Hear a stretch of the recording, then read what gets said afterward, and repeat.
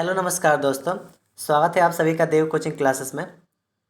आज हम Bihar polytechnic second semester engineering mechanics का ऑब्जेक्टिव क्वेश्चन का सलूशन करेंगे। तो सबसे फर्स्ट क्वेश्चन हमको यहाँ पे दिया गया है, ये वाला क्वेश्चन। यहाँ पे लिखा हुआ है हमको कि Fx and Fy and the component of force F making angle alpha and beta with Fx and Fy respectively. If alpha is less than beta then, तो अगर इसमें अल्फा लेस देन बीटा होगा तो इसका ऑप्शन नंबर जो होगा, option number इसका B जो होगा वो बिल्कुल करेक्ट होगा। क्वेश्चन नंबर दूसरा है हमारे पास, if the angle between two non zero forces F2 vector and F1 vector and F2 vector be 120 degree and it resultant is F, then तो इसमें से ऑप्शन नंबर हमारा जो होगा क्वेश्चन नंबर 2 का ऑप्शन नंबर होगा, क्वेश्चन नंबर 2 का option number B हो जाएगा। नेक्स्ट क्वेश्चन देखते हैं। क्वेश्चन नंबर थर्ड में हमको दिया गया, a body is resisting on a plane inclined at an angle of 30 degree, the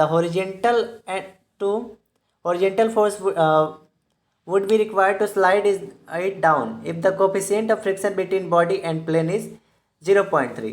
तो इस क्वेश्चन का correct answer option number A हो जाएगा, यानी थर्ड का ऑप्शन नंबर ए यानी 0 होगा इसका।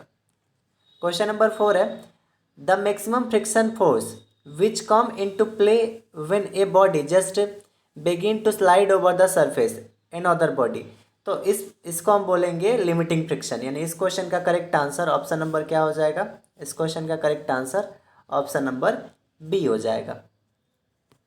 क्वेश्चन नंबर 5 हमारे पास है, concurrent force system dash for 2 dimension, तो इस क्वेश्चन नंबर 5 का हमारा correct answer option number A हो जाएगा, यानी इसमें कोप्लेनर होगा, यानी जब भी कंकरेंट फोर्स सिस्टम होगा अगर 2 डायमेंशन में तो वो कोप्लेनर होगा।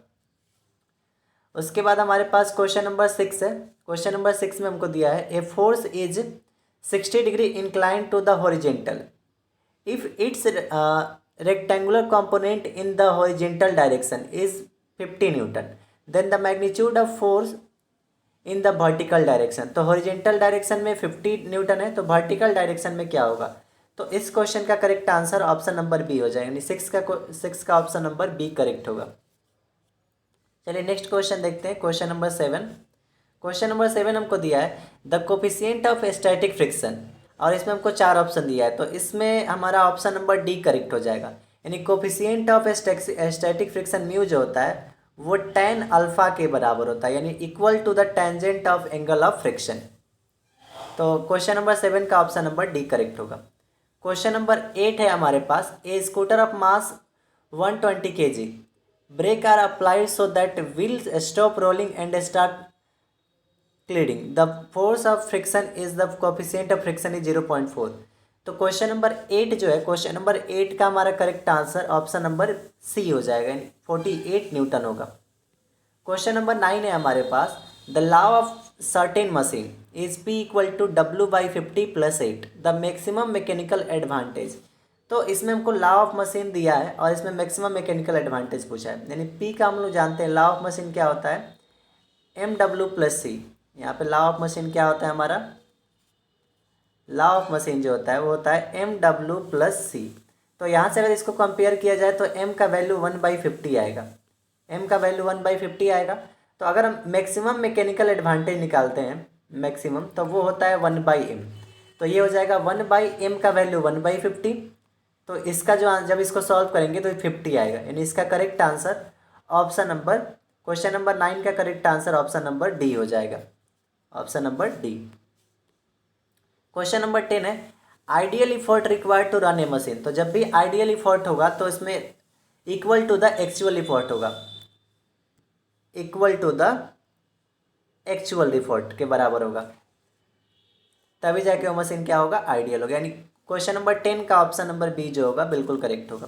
क्वेश्चन नंबर 11 है हमारे पास, if the worm is double thread then for 1 revolution of effort the worm will moved, तो इस क्वेश्चन का करेक्ट आंसर शायद इसका करेक्ट आंसर ऑप्शन है बी या सी, इनमें से कोई में डाउट है तो आप हमें कमेंट करके बताइएगा कि इसमें से कौन सा ऑप्शन होगा।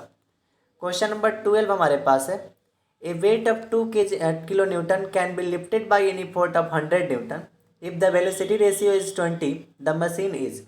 तो इसको जब सॉल्व करेंगे तो इसका जो मैकेनिकल एडवांटेज जो आता है वो भी 20 आ जाता है और वेलोसिटी रेशियो भी 20 है।